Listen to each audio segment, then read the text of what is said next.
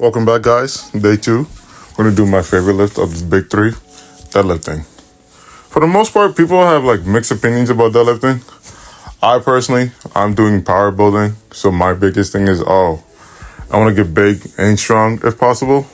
Of course, I know at a certain point, I'm going to have to pick one. But for the time being, we're going to try to get big and strong. Eventually, building muscle, it would make more sense than getting stronger. Well, no.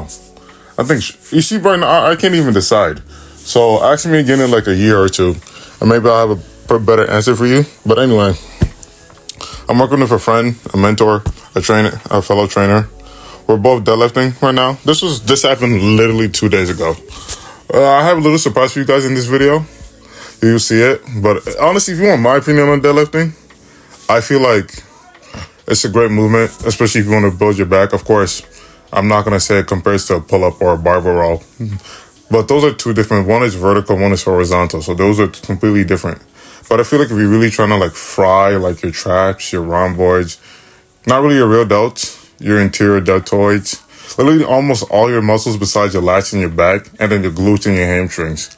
I feel like for most people, you guys really have no reason not to deadlift. Of course, most people get it wrong.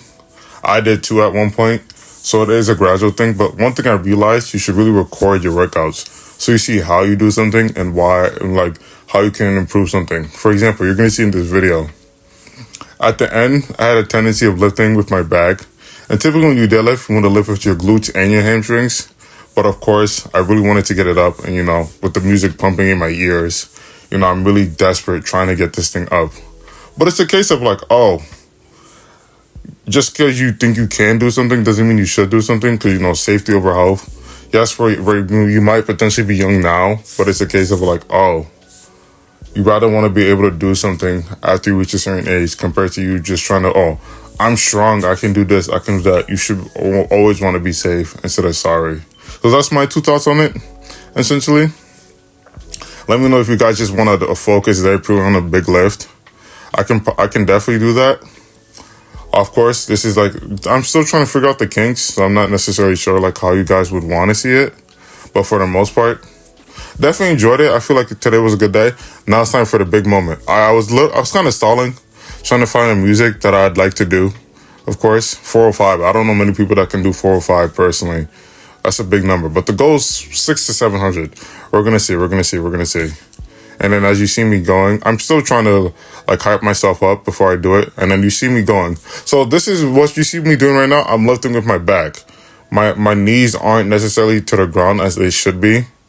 I get it up, of course. But just because like I said in the beginning, just because I can get it up doesn't mean I should try to get it up. And this is me trying like 5 minutes later. What I realized, just when you hit a PR, you typically can't hit it again.